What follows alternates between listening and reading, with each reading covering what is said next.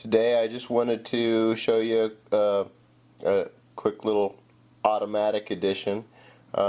These are my automatics, and basically one of them is my everyday carry as of right now anyway. I'm sure you guys will probably guess which one it is. We'll see if you're right. Let's go ahead and check them out and what I've got, and I'll just tell you a little bit about each one real quick. I'll just set this down. Bada boom. Alright, first one. This one here is a it says Milano, well, 440 stainless Milano on there. Anyway, it says 440 stainless Milano. I just need to have it repaired, but you know, this is just a cheap little Italian switchblade. You know, it's got plastic handles on it, cheap pot metal. You know, not worth it to me. I just keep it around because it looks cool, and I never close it now. And when I do, I have to, you know, practically pry it open. But you know, there it is. It's just a drawer knife, so to speak, right now. Okay, now let's go to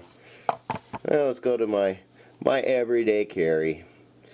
This is the Hubertus slimline version, lever lock, spring assist, and it's for, you know, when I need to open up something quick, one-handed. This is what I use. It's in the safety position there. It won't go or do anything, and when you push in on it a little, release it, it snaps back, and it snaps out with authority. It's very strong.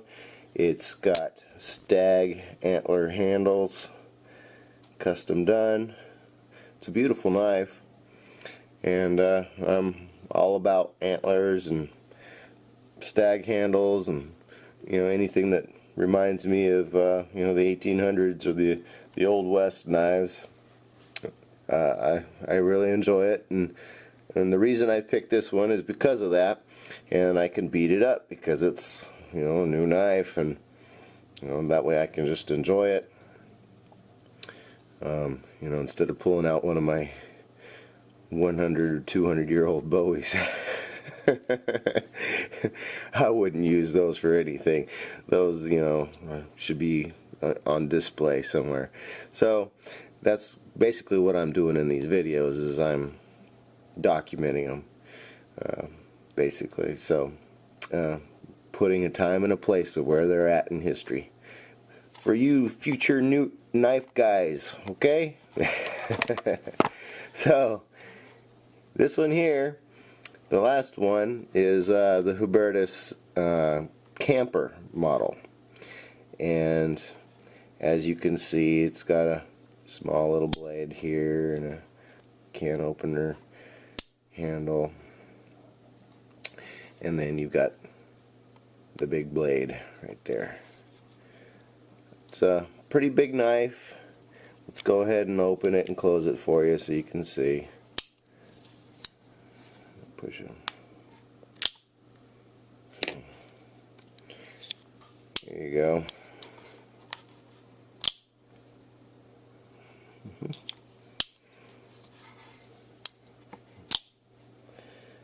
Yeah, it's a pretty big knife, you know. It's made for, you know, a full-grown man. Big knife, big handle. So when I bought this for my son for Christmas, it was cute. I mean,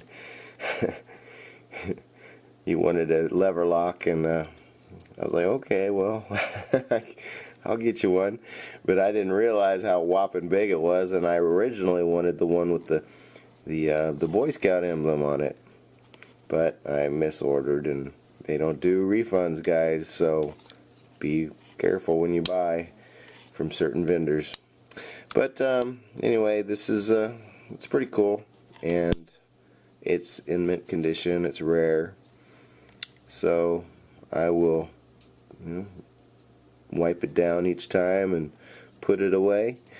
But okay, we're at the Oregon Knife Show 2014. Check out this little push button collection that this guy's got. And this is actually a Remington, and you pull on a little ball here, and that, look at the spring on that sucker. It says Remington, and it's got a patent number underneath it, and it says 11/3/37. So is that the date that this thing was stamped, you think? So this is 1937, which is about the era of the push button knives that they would actually give away as advertisements. That's what these were right here. Yeah, so that's what those are right there. Cool. There you go, Gordon. And anyway, just thought I would show those to you. There they all are. Look at all those. Pretty rare collection of 1800s, or 1900s actually, right? 1930s knives.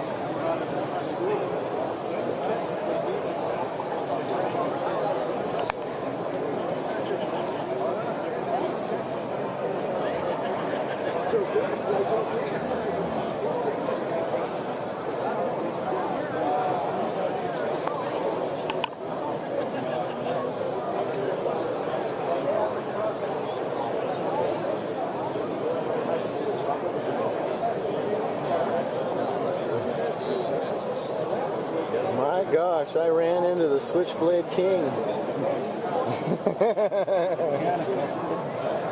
Woo! There's a lifetime collection right here, buddy. Wow.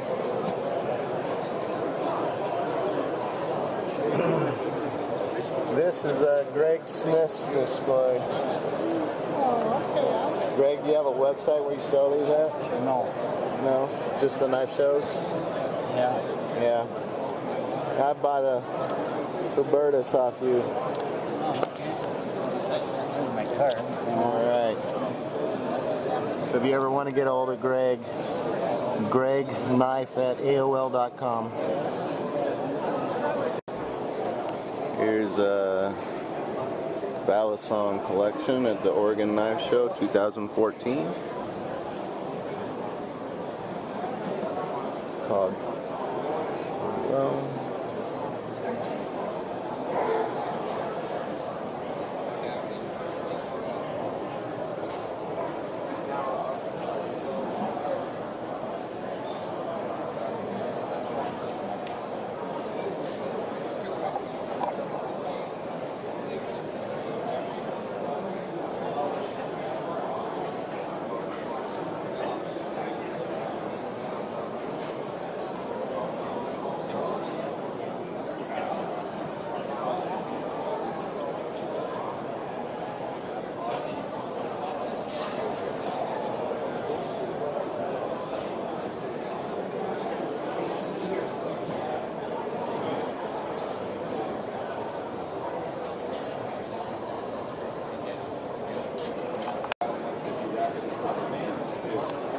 they fade around the contact area sometimes. So you get some like really funky ones. It's like like the seeps from the surface. I also use different masks like rubber cement, latex paint, stuff like that. He's experimenting, aren't you? Yeah, it's basically all I do. Dig around knives. Yep. And, Play with different finishes. and it's not like you're a custom maker, so it's not even your expense. Yeah. Yeah, your expense. Yeah, I do a little bit in my spare time. Oh yeah, I'm sure. Yeah. Bring in, come find some of your own materials every once in a while and stuff. Need to get, balisong or two going. I saw you had a bar at Damascus last time. Last time I went into your shop, you were at bar at Damascus. Did that ever get put into anything? What did you see the Damascus 67 that I get? 67 too? Okay, you have a picture of it? I'm not sure if I do. Who ended up with that one? Steve Marcuzzo ended up with that one. Ooh, okay. Of course he did. Right?